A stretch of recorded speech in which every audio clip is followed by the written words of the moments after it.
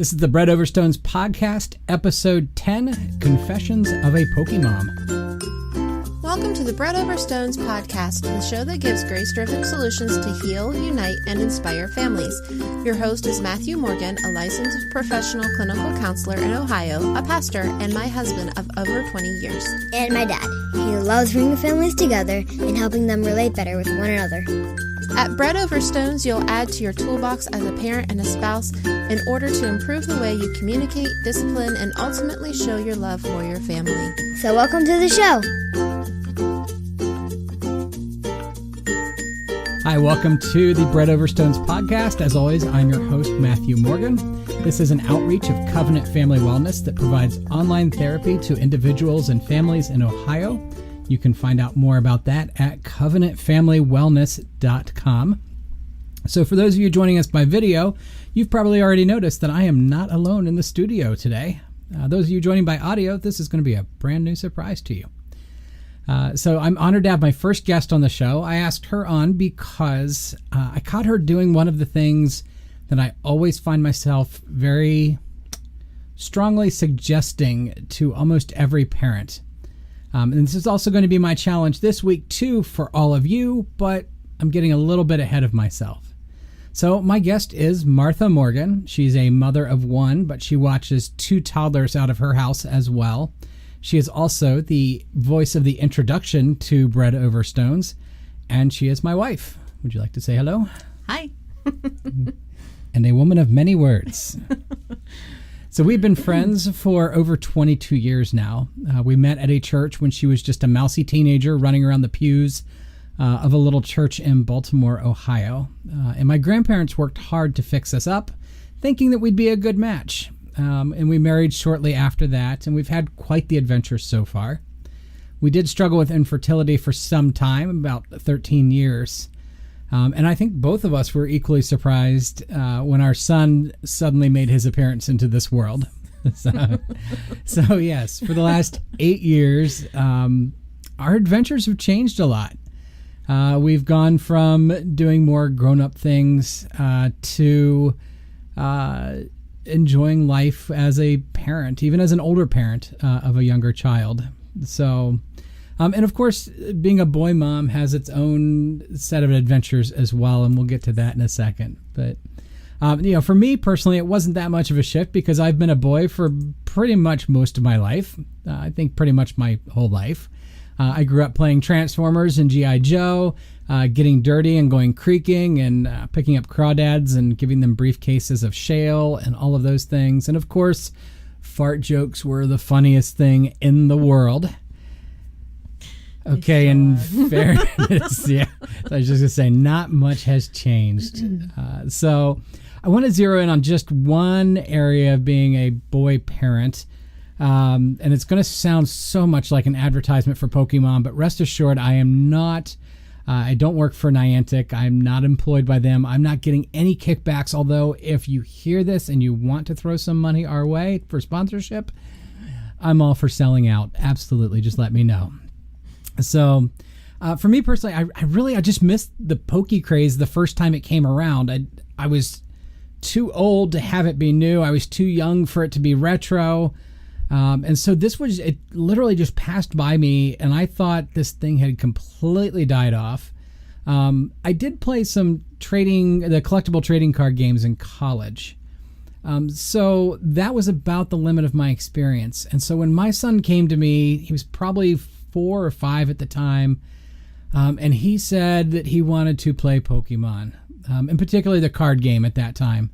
I had no clue what it was. I didn't know what they were. I didn't know how they came up with these names and how he can remember any of them, because to me sometimes it's like they just throw random consonants and vowels together and they see what sticks.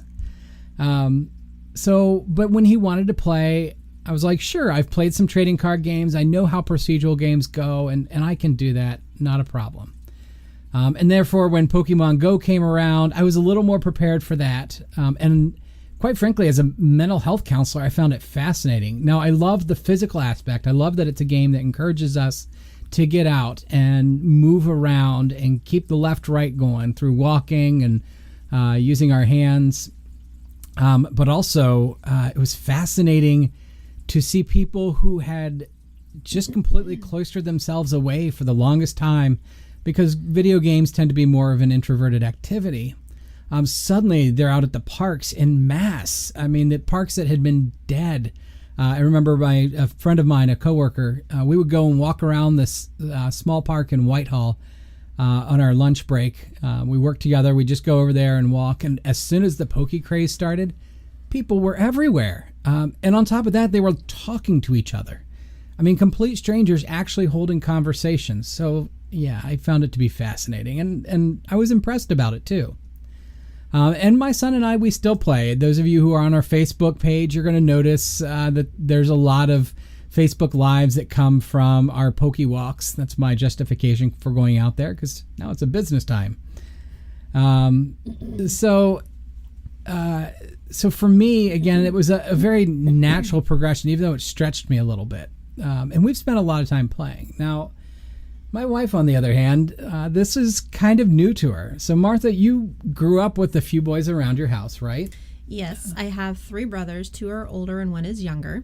My younger brother and I, we were very tight when we were younger. He's 3 years younger. And when I was in school, I went to a very small Christian school. I was the only girl in my class. Well, no. Yes. It was a little boy and me.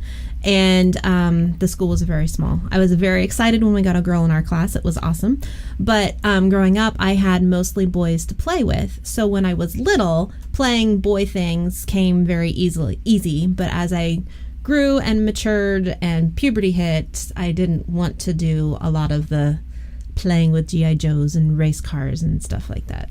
Okay, so that was primarily what you did was the G.I. Joe activities, race cars. Yeah, we played outside and we did bike riding. I loved the creaking and catching bugs and things like that. I was very much a tomboy, but then, like I said, once puberty hit and became a little more mature, things changed. Okay, so teenager life was different. Your activities were different. Yes. Gotcha. So you had boys around, but not necessarily one like ours. It sounds like no, they were not like ours. No, and the time was different though, because we were very much an outdoor kids playing society then, and now everything is on your screen and a lot more involved in play. As far as involved. Like with the Pokemon card games and things like that, where there's a lot of thinking and analyzing going on, and you can't just go play with a stick. Right. Yeah, and that's a big difference between toys. Is the different rules. I know we'll get to this in a moment, but I know you were very overwhelmed when you started out. So play has definitely changed. I don't doubt that at all. And in fact, I mean, we grew up in the society where your parents kicked you out of the house and you had to go play until the streetlights came on, you know. So, and you also grew up in a more rural area. I won't make you say that word, but yeah, please don't. Okay. So a very rural area, which a little bit different time with that. Yeah. And had other friends to play with, so I didn't always look to my parents to be the ones to entertain me and the ones to play with me. Right. So. Yeah. Whereas being a parent of one child, it's different. Yeah, he is much more hands-on than a lot of kids. Yes. So, yeah. So what has been, from the outside, what was your experience with Michael and I playing Pokemon Go? Or Pokemon, the card game, or Go in general, I think. At first, I was a little jealous of the time that he wanted to spend with you, because it was a transition from mommy being his whole world to all of a sudden these things daddy can do and daddy likes to do. So daddy became the cool one and I became just kind of shoved off to the side. So adjusting to that, but once I adjusted to it, it was actually kind of nice, because you two would go off and do your thing and I would have a few moments of peace, and then you would come back and I would get an earful of almost an hour of him explaining everything to me. The play-by-play of everything. Yes. Exactly. Yeah. So, and I can see that, because for the longest time, it's mom, mom, mom, mom, mom. Yep. And so, so I didn't think about that. But the challenge of, now we have our thing. Yep. So, and it's, a lot of times if it's go or going off to a park and we're walking or we're driving very slowly around safe areas because that's necessary in Ohio because we have days like this that it just simply rains the entire weekend. Mm-hmm. So, and so the card game, kind of the same way. We just kind of take over the living room and, and it enables you, hopefully, to have your quiet time. It does. I can go play my little game on my tablet or sit and read or watch something I want to watch or just sit and quiet. Yeah, absolutely. And so, it's been him and I with that. Mm-hmm. So, but something changed a couple weeks ago. And I don't know where it came from, so you might need to fill me in on this. But I was really impressed because this is something that normally Michael and I do by ourselves, and you joined in a little. I did. He asked me to play. He asked me to play Poké-mom, the Poké-mom card game with him, and he has been after me for at least a year to play with him, and my answer has always been, this is a Daddy and Michael thing, and I don't want to interfere on that, and so you want to play, you have to go talk to Dad. And I think, honestly, I just got tired of him asking. Okay. Like, if I give in to him, he'll stop asking me. Yeah. But, and again, from the outside, I look at that as, is he just asking out of convenience, or is this something that he really wants? I think it's something that he really wants because he's really excited by it. He loves teaching people. He loves showing people how to do things, and so I guess that was part of it. I realized he needed to be able to do that. That was his outlet, and his way of communicating, and Yeah.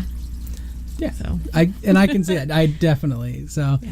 And so this wasn't just a whim thing. This wasn't a one-time, hey, go do this. He wore you down through. He did. We played persistence. Yes, he did. So you joined in on the card game. Now you've joined in as on Go as well a little bit. I have. You've just started. I have, but I don't get as intense as you guys get. I just want to go and catch the characters. I don't care about the gyms and the raids and all of that. I'll just go and catch things. That's all I want to do. Okay. So you, very much the collector type thing. Yeah, but I don't feel left out that way. Yeah. Well, and I think that's important because I noticed we hold you hostage on rare occasions where, if we stop by somewhere, if he finds a raid that's out, we might go and grab that or go to the gym, which means we're sitting there a couple times over. I like go to the gym. That sounds so good. It sounds like I'm doing something exercise-wise, and no, we're sitting in the car or down at the park and clicking our phones randomly. The good news is when like 8 other people are there doing the same thing, you don't feel like quite as much of a psychopath or anything. So you've joined in on us a little bit for that, and then again the card game. And so the motivation, was that just simply to get him to stop asking at that point? Well, not just to get him to stop asking, but I figured if this is something that's really important to him and he really wants to share it with me, then I should let him share it. And then I can honestly say either I loved it and let's play it again, or I can say I gave it a try, I just don't get it and it's not for me. Mm-hmm. So, and that way I could give him an honest answer and hopefully he would quit hounding me. Yeah. And I'm impressed you communicated it with that expectation from the outset. Because I remember you sitting there saying, I'm going to do this, but I need you to understand if I don't like it or if I'm overwhelmed, I need the out for it. Yes. And so whether or not an 8-year-old brain grasps that remains to be seen, but it was good to get that out there. So, okay. So what was it like? What was it like learning how to play this from him? It was hard because my brain does not think the way his brain does. I love mysteries. I love solving things, problems and stuff like that. But when it comes to the dynamics of the game and the way the different cards work with other cards and different evolutions of things, and you have to play a certain thing at a certain time, and this does that. It gets very overwhelming if you've never done anything like that before. So yeah, but I did win the first one. But I think he took it easy on me. He might have. I can't guarantee that. But he's also been raised with a very competitive parent who doesn't believe in taking it easy on your child. I get that from my mom. When she would play Uno with the grandkids, she's very, very ruthless. Yes. And for the record, I am all in favor of that. I think I definitely take it a little more easy on him than you do when we've played games. Yeah, you take it too easy. but that's okay, because he needs some of that winning, but kids need to learn to lose graciously. Yes. And we have had fights in our family over trying to learn to lose graciously. Yes. As a matter of fact, I think there's a few games that are still in permanent timeout because it's not pretty. Yeah. Ugliness. I don't know what it is about those games, but it's bad. Yeah. So, all right. So he's teaching you. And I was listening in, and he's a pretty good teacher. He is a very good teacher. I will hand him that. It wasn't too hard to learn. I don't think it's something that I want to do on a regular basis, but I can honestly say I have played Poké-mom. There you go. And I survived. And you did. You survived. Absolutely. And from listening in, I forget what I was doing when was I cooking dinner? You were cooking dinner. Okay, I was cooking dinner. And this complete reversal, right? Yeah. So I'm cooking dinner, and I remember I'm listening into the other room, and I could hear the energy in his voice. He was excited.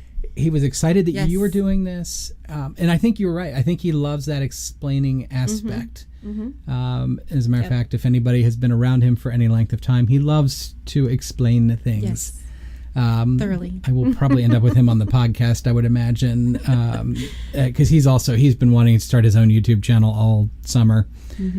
So I need to get on that one as well. So, but yeah, so it spoke to his love language. And I think, again, it wasn't a comfortable area for you. No.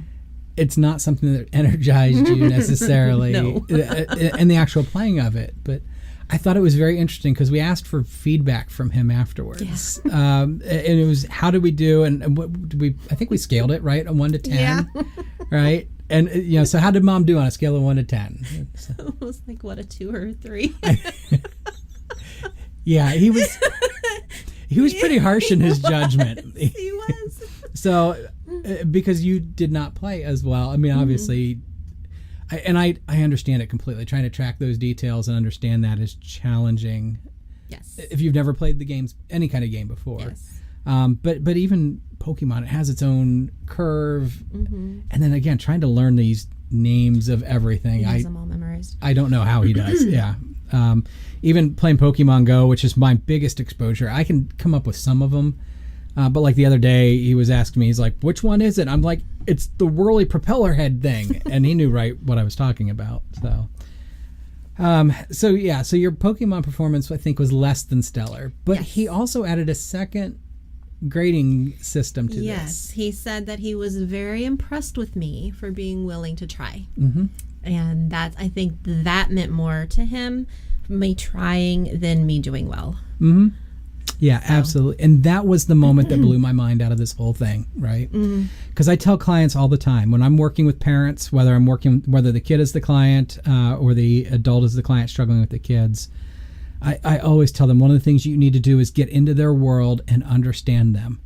And usually it's prefaced by they're not going to vocalize this. They're not going to understand it in the same way that we do. But out of an 8-year-old mouth came that exact evaluation that, hey, Mom entered into my crazy multicolored world, and he was impressed by it. Yeah, he was. That was awesome. So, and I was impressed by him in the way that he handled me not playing well. He didn't get frustrated with me, and he handled it. He handled it very well. Absolutely, no question about it.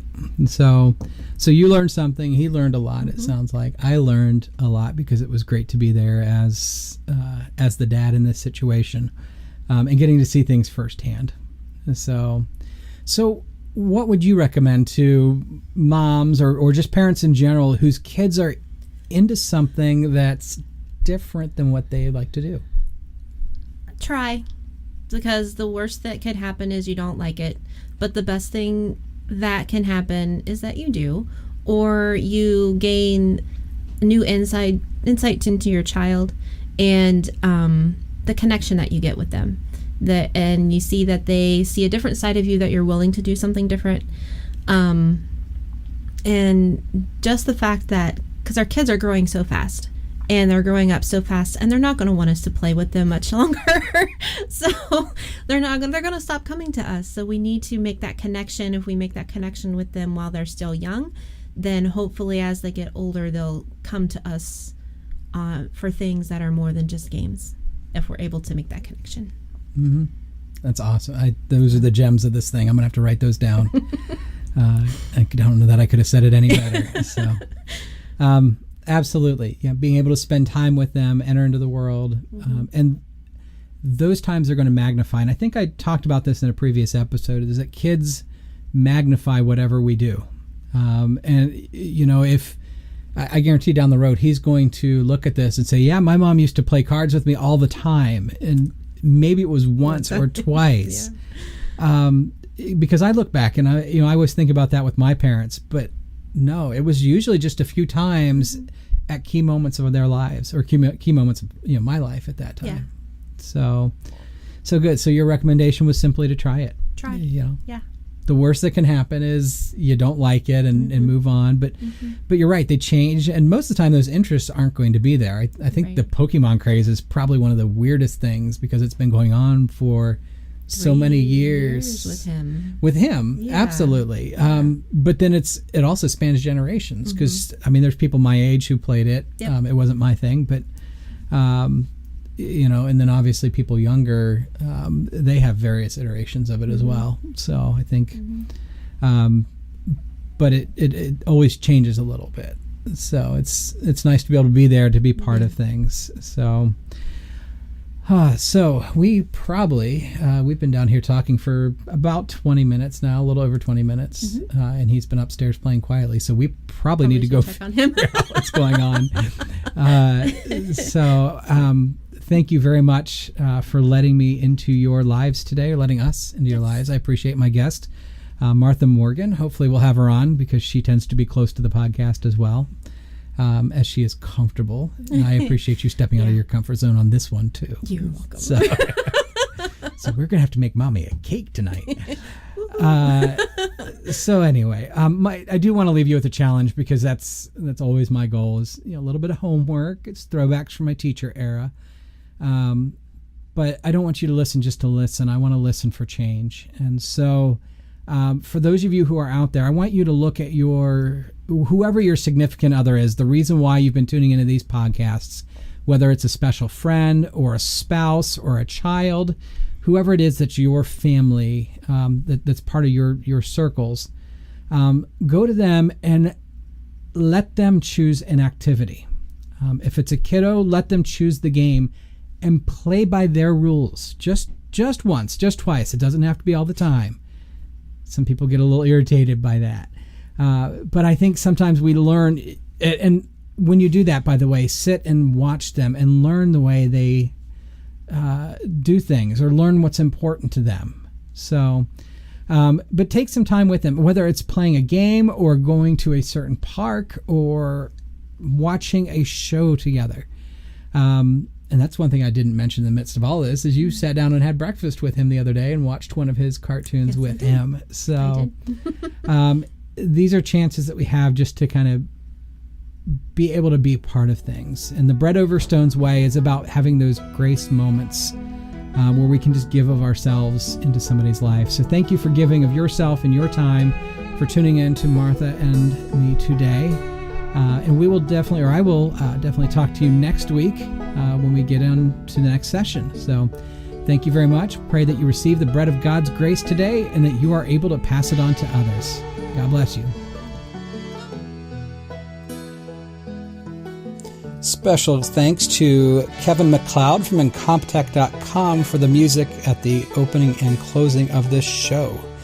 The opening song was Carefree. The closing one was Cattails. They're both licensed under Creative Commons by Attribution 3.0 license. This show, its host, and its guests are here to provide accurate and helpful educational information. This is not a substitute for personal counseling, and it shouldn't be taken as legal, accounting, medical, or other professional advice. If you need a professional, you should find one in your area.